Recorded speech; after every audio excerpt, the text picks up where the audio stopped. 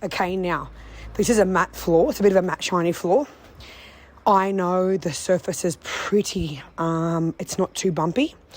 Now, it's built up. You can't even see it in the video until you see me mopping. Then you're going to be like, what the monkeys? I already know that I don't need to doodle bug magic erase this floor because I've done it before. I already know that I don't need to do that. You won't know until you test one tile with a magic sponge and one tile with a microfiber. So you'll see how I did this patch in 3 minutes, and that is making sure there's no product left. Now, I let it soak for, 41 seconds, 50, maybe 56, maybe a minute. Okay, now, what I want to do with the microfiber mop, this is like a microfiber cloth. Now look at this, can you see? The degreaser has just marinated through and loosened up all the grime like nobody's business, if that's a real word. So now I'm just agitating it. That's all I want to do. There's soap everywhere. There's going to be residue everywhere. I don't care. What I do care about is removing all of the build-up. God, I love saying this. So it's just almost like I'm scrubbing right now, but without scrubbing. So I am firm, but the mop fibers are doing its job.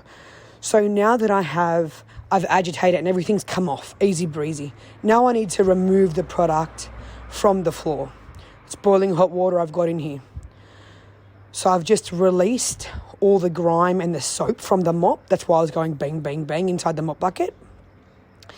Now you can see the mop bucket's got a little bit of soap in it, right? So after the kitchen, I have to change the water and do the next area. This is what happens when you have a floor that's not, it looks like it's bad, but it's not bad. This is just the easiest way to get this done.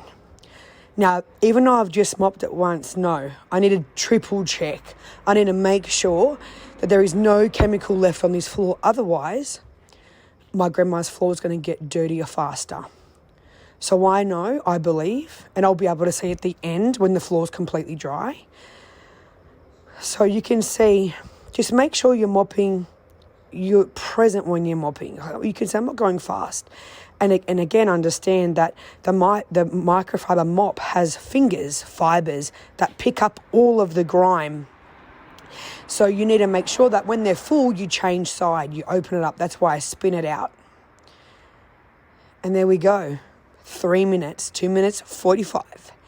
Now, I wanted to wait for it to dry for you so you knew how streak free it was. So in the meantime, I'm just cleaning the rest of the kitchen. But you get the vibe.